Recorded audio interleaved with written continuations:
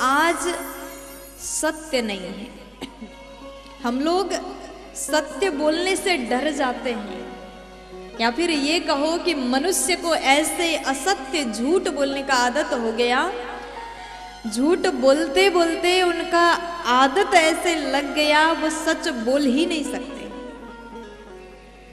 जहां पर झूठ बोलने की आवश्यकता ना भी हो, आदत के कारण वहां पर भी हम लोग झूठ बोल देते हैं।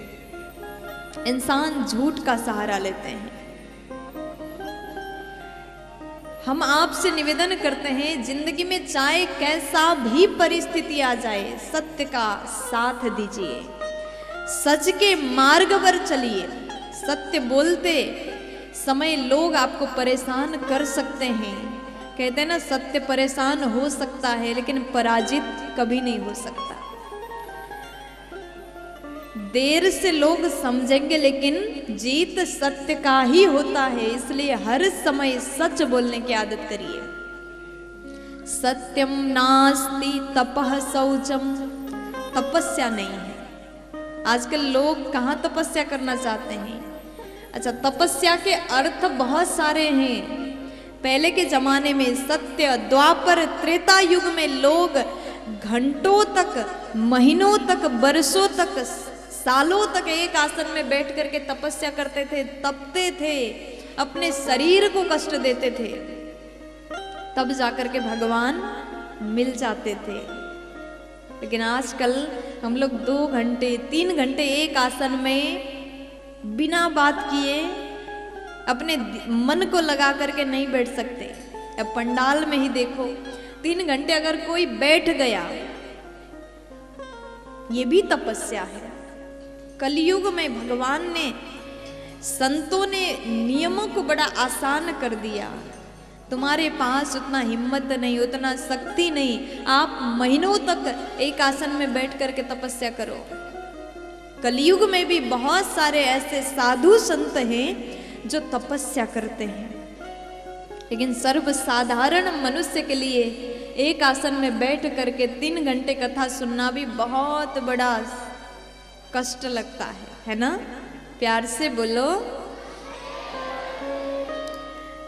अब आसन में बैठना तो बड़ी बात है।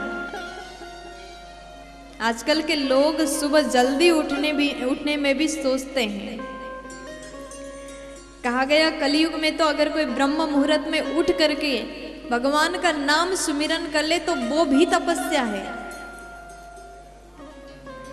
कहते हैं जो करने से आपके शरीर को कष्ट मिले उसे तपस्या कहते हैं। अगर हम लोग सुबह सुबह जल्दी उठने के नियम भी बना लेते हैं ना, ये भी तपस्या है, इससे भी भगवान खुश हो जाते हैं। लेकिन लोग कहते हैं ब्रह्म मुहूर्त में उठ करके क्या फायदा होगा? एक बार उठ करके देखिए, आप उगते हुए सूरज का दर्शन कर पाओगे। ब्रह्म मुहूर्त से अपने दिनचर्या शुरू करिए, बड़ा आनंद आएगा। और जो लोग कहते हैं हमें उठने का शौक नहीं, हम तो 10 बजे उठ के भी काम कर लेते, अपना पूरा काम खत्म कर लेंगे। लेकिन जो ब्रह्म मुहूर्त में उठता है उसका दिन जो है बड़ा आनंद से बीतता है। उसके पास समय होता है, वो हर चीज कर पाता है। लेकिन आजकल व्यक्ति उठते भी है तो किसके लिए उठते हैं?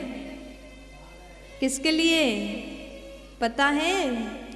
नहीं, चाय के लिए उठते हैं। सुबह जब घर में चाय बनता है उसके बाद ही लोग उठते हैं। मम्मी रसोई घर से आवाज लगाती है, अरे उठ जाओ, चाय बन गया, चाय पी लो नहीं तो छूट जाओगे। चाय के लिए ऐसे दौड़ करके उठते हैं जैसे ट्रेन छूट रही हो।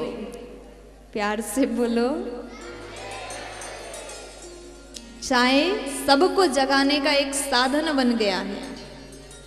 लेकिन ऋषि मुनि ब्रह्म मुहूर्त में उठ करके भजन किया करते थे, तपस्या किया करते थे। ब्रह्म मुहूर्त में अगर आप भगवान से जुड़ने की कोशिश करोगे तो जल्दी ये मन भगवान के चरण में लगा पाओगे। जैसे आप ही के भाषा में अगर मैं समझाऊं तो इंटरनेट आप चलाते हैं, नेट चलाते कि नहीं, फेसबुक चलाते हो, यूट्यूब चलाते हो। जो लोग यूट्यूब चलाते हैं, जब वो वीडियोज़ अपलोड करते हैं तो दिन में अगर करते हैं तो नेट स्लो चलता है। क्यों? क्योंकि दिन के समय पूरे दुनिया भर के व्यक्ति नेट चला रहे होते हैं, इसलिए वो काम भी बहुत धीरे धीरे स्लो करता है। लेकिन रात में उठ करके, रात के 3 बजे के पश्चात 4 बजे के समय में ब्रह्म मुहूर्त में अगर आप कोई भी वीडियो अपलोड करोगे तो जल्दी से वो हो जाता है, जल्दी अपलोड हो जाता है, क्योंकि उस समय इंटरनेट का गति जो है एकदम फास्ट है। उसी प्रकार ब्रह्म मुहूर्त में अगर आप एक वीडियो भी अपलोड करते हैं तो जल्दी अपलोड हो जाता है, उसमें टाइम नहीं लगता। उसी प्रकार सुबह के समय, ब्रह्म मुहूर्त के समय सब कोई दुनिया सो रहा है और उस समय भगवान से जुड़ने का कोशिश करोगे तो ये मन का जो गति है ना, हमारा जो मन है, जो विचलित मन है, वो भी जल्दी से भगवान के चरण से जुड़ जाएगा। जल्दी आप भगवान से कनेक्ट हो पाओगे।